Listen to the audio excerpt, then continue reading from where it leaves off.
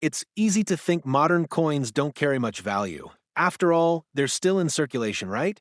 But today, we're talking about three quarters that prove that wrong in the most surprising way. Each one might be hiding in plain sight, tossed into a jar, buried at the bottom of a drawer, or jingling in someone's pocket without a second thought. These aren't relics of the 1800s or colonial era rarities. They're coins minted well within living memory. And yet, in the right condition and with the right errors, they're fetching thousands at auction. We're starting with a coin that shook the collecting world when the truth about its unique characteristics came to light, the 1983 Washington quarter. Now, on the surface, the 1983 quarter doesn't seem out of the ordinary. It's a standard Washington design, part of the same series that had been running since 1932. But collectors and dealers know this coin hides a perfect storm of value drivers, some tied to history, others to its physical traits, and still others to the rare mistakes that slipped through during its production. First, we got to talk about timing. 1983 sits squarely in a tricky period for U.S. coin production. Just a couple of years earlier, the U.S. Mint had stopped offering uncirculated mint sets, specifically in 1982 and 1983.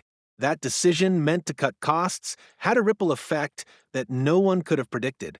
Without official mint sets to preserve pristine examples, the only 1983 quarters available today are ones that entered circulation.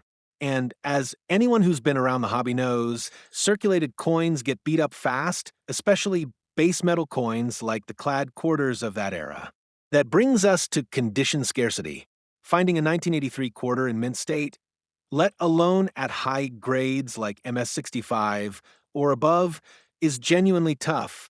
PCGS and NGC population reports reflect that scarcity. Tens of millions were minted, but only a tiny fraction have survived in pristine condition. That basic imbalance, high mintage, low survival at the top end, sets the stage for value. But now comes the twist, the 1983 P Spitting Eagle variety. This error is where things get fascinating. On some 1983 quarters minted in Philadelphia, there's a die crack that extends from the eagle's beak on the reverse side straight outward, giving the impression that the eagle is, well, spitting. It's a vivid, memorable nickname for what's technically a minor die break, but that crack has drawn major interest. It's easy to miss unless you're looking closely, but once you see it, you'll never forget it. Collectors eat up varieties like this, especially ones with such a visual punch. In the market, 1983 quarters have grown in demand across several fronts.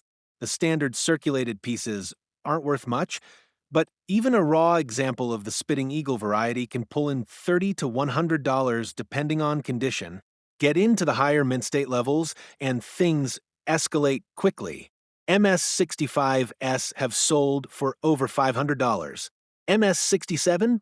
We're talking about values inching past the $1,000 mark.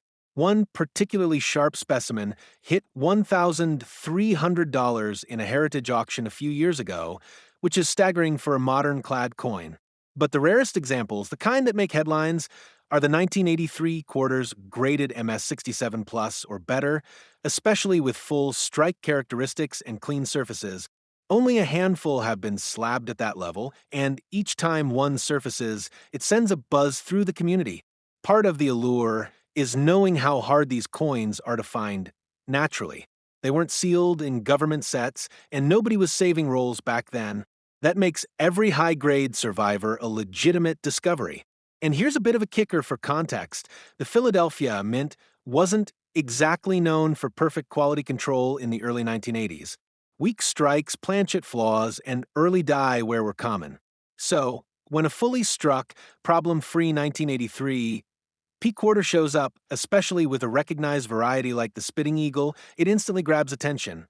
Condition-based pricing reflects this rarity, and 50 Australian dollars might net you $15 to $20 on a good day, but move that up to MS63 or MS64, and you're looking at $150 to $300, particularly if the surfaces are clean. Once you cross into MS66 territory, the price can double.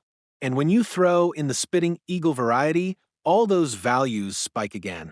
Some collectors specialize in modern errors and are willing to pay well above price guide estimates to land an eye-catching piece. One more layer that adds to the story: the number of counterfeit Spitting Eagle coins floating around. That's right, there have been altered coins sold online where someone artificially carved or etched the eagle's beak area to simulate the die crack. They usually don't hold up under magnification, but they've fooled more than a few buyers. It's a reminder that the popularity of this variety has reached a level where scammers see opportunity, which is often the best backhanded confirmation of a coin's desirability. To wrap this section up, the 1983 Washington Quarter is a masterclass in how context transforms a common coin into a collector's prize. The absence of mint sets, the low survival rate in top condition, and the Spitting Eagle variety have all converged to make this issue stand out. It's not a silver coin. It's not ancient, but it's rare in a very modern, very real way. Keep that in mind the next time you check your pocket change. One small die crack could make a big difference. Now, let's move to a coin that packs even more intrigue, especially for those who enjoy diving into errors and varieties, the 1972 Washington Quarter.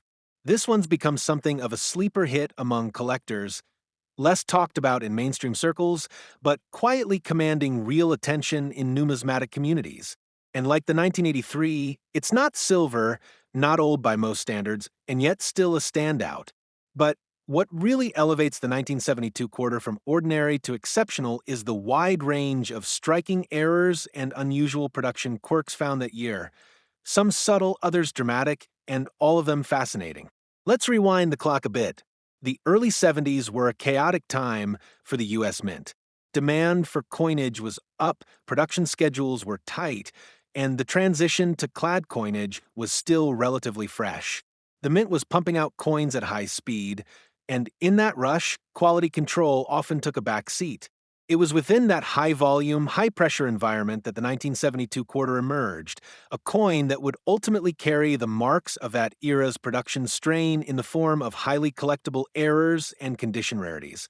Start with the basics. The 1972 quarter had a total mintage of over 500 million pieces, with production split between Philadelphia and Denver. That's a lot of coins, and at a glance, that volume suggests it would be anything but rare. But dig a little deeper, and you'll start noticing the cracks in the surface, literally and figuratively. The Philadelphia issues are especially known for weak strikes, die wear, and planchet flaws. It's these inconsistencies that lay the groundwork for collecting opportunities. One of the most talked about varieties of this coin is the double die obverse, though it's important to clarify. It's not as dramatic or widely known as the famous 1955 or 1972 Lincoln Cent DDOs, but minor doubling has been identified by keen-eyed collectors. The most noticeable doubling appears around the date, specifically the 2, and sometimes on the lettering Liberty and In God We Trust. These examples aren't well documented in official red books or price guides, but in niche error markets, they're very much in demand. Spotting one means a keen eye and some luck, but those who do often hold on to them for years. Beyond doubling, there's a wide range of mint errors that elevate 1972 quarters. Off-center strikes, clipped planchets, die breaks, and even a few broad-struck examples that escape the collar during minting. These errors, especially when found on a coin that retains most of its luster, can drive up the value considerably. A clean 10% to 15% off-center strike with a full date visible might sell for $150 to $300, depending on condition. Clipped planchets in mint state can fetch a similar range, and full brockage or dramatic broad strikes can go even higher. Then there's the condition factor. Even though 1972 was relatively recent, high-grade examples are hard to come by.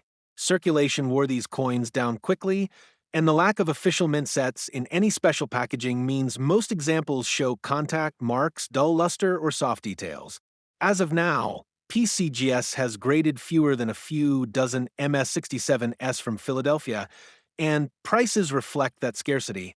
An MS67 1972, P has sold for around $1,100 at auction, and MS66S are routinely in the $100 to $250 range.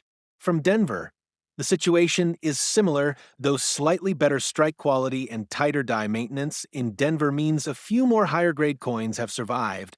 But it's not just about the grading label. 1972 quarters with strong luster, no distracting bag marks, and well-struck features, especially the hair detail on Washington's bust, command a premium from discerning buyers. And full strike reverses with clear feathers and sharp lettering, those are gold for registry collectors. They know how hard it is to find these quarters with those characteristics and are willing to outbid to secure one. Now let's talk stories.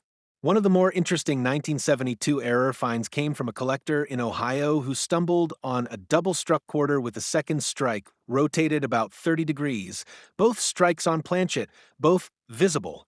That coin, raw, was later slabbed and auctioned for over $2,000. Stories like that keep collectors checking rolls, examining their pocket change, and submitting borderline examples for grading just in case. The 1972 quarter doesn't need a silver composition or low mintage to be exciting. It's the wild range of mint mistakes that really fires up the hunt. Another layer here is how these coins can still be found in circulation, especially in older neighborhoods or from estate collections where coin jars haven't been touched in decades. That's where cherry picking becomes a skill. You'll hear stories on collector forums of people grabbing whole rolls of 70s quarters from banks and finding one, maybe two pieces worth a second look. It's rare but not impossible. And the fact that this hunting ground still exists, even for a coin minted over 50 years ago, keeps it fresh. In terms of values, circulated 1972 quarters with no errors generally don't command much, maybe 25 to 50 cents if they have strong eye appeal. But introduce a clear error like a retained cud or partial collar strike, and you're jumping to $75 to $300, sometimes more. Uncirculated examples push higher based on grade alone. MS64S sell in the $20 to $40 range, MS65S in the $60 to $120 range. But again, MS66 and above, especially with full details, are in a league of their own. And here's one final angle that's important for collectors in the 40-plus age group, nostalgia. The 1972 quarter is part of a generation's everyday memories. It's the kind of coin you remember handing to a cashier, slipping into a vending machine, or fishing out of your jeans at the end of the day. When that coin turns out to be worth hundreds or even thousands of dollars, it adds a level of personal excitement that you just can't get from foreign bullion or colonial half cents. So, what does the 1972 quarter teach us? That overlooked years can sometimes hold the most surprises. That quantity doesn't always equal availability in top grades. And that mint errors, particularly in fast production decades like the 70s, are a gold mine waiting to be uncovered by collectors who know what to look for. Whether you're into the subtle art of doubling or the drama of a double strike, 1972 delivers. Keep your magnifier handy. You never know when the next one will show up. Let's round things out with a coin that's newer, flashier, and often dismissed as too recent to matter. Until you take a closer look, the 2006 Colorado State quarter isn't something most people give a second thought to. After all, it's part of the 50 State Quarters program, a series churned out in the billions. But even in that avalanche of mint output, Colorado managed to carve out a unique legacy. And not just for its design, which, by the way, is stunning in its own right. The real story lies in the rare errors and dramatic misstrikes that have turned this coin into a modern treasure for sharp-eyed collectors. The Colorado State Quarter was released in mid-2006 as the 38th coin in the series. It features a depiction of the Rocky Mountains with a banner reading "Colorful Colorado" underneath. It's one of the more eye-catching designs from the series, detailed, crisp, and visually balanced. But what makes the 2006 Colorado quarter notable isn't the imagery. It's what went wrong during minting. That year, the Philadelphia and Denver mints produced hundreds of millions of Colorado quarters. The Denver Mint alone struck more than 274 million. With that kind of output, it's no surprise that a few production issues would slip through. But what surprised collectors was just how extreme some of those issues were. In particular, the cud error varieties and die breaks associated with this coin took the collecting community by storm. Let's start with the most infamous version, the 2006 Colorado quarter with a major die break on the reverse. This error features a large raised blob, technically a cud, that appears on the lower right portion of the coin, typically obscuring part of the word Colorado or stretching into the mountain design. It's dramatic, easy to see with the naked eye, and absolutely legit. These aren't subtle errors, they're the kind that jump out instantly when you flip the coin over. Now, die breaks like this happen when a piece of the die actually fractures and breaks away, allowing molten metal to fill in the void during the striking process that results in the raised blob you see on the finished coin. In the case of the Colorado quarter, several different cut positions have been recorded, and each one brings its own level of desirability and rarity. Some are small and tucked near the rim. Others are enormous and interfere with multiple design elements. What's striking, pun intended, is how much collectors are willing to pay for these. Raw examples of major cut errors have sold for anywhere from $100 to $500 depending on placement, size, and visibility. Certified examples, especially those graded MS65 or higher, can reach $750 or more. A particularly well-preserved specimen with a dramatic cud error sold for $1,200 at auction, a massive return for a coin that's technically only 25 cents in face value. But cuds aren't the only story.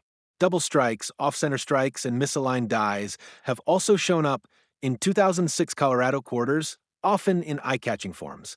Off-center errors in particular are popular if the strike is off enough to show the date and mint mark fully while revealing a broad crescent of blank planchet. Values can climb to $300 to $600 depending on condition. Even beyond the error scene, condition scarcity plays a role in value. High-grade examples from circulation are surprisingly tough to find. The sheer volume of these coins means they were never treated gently.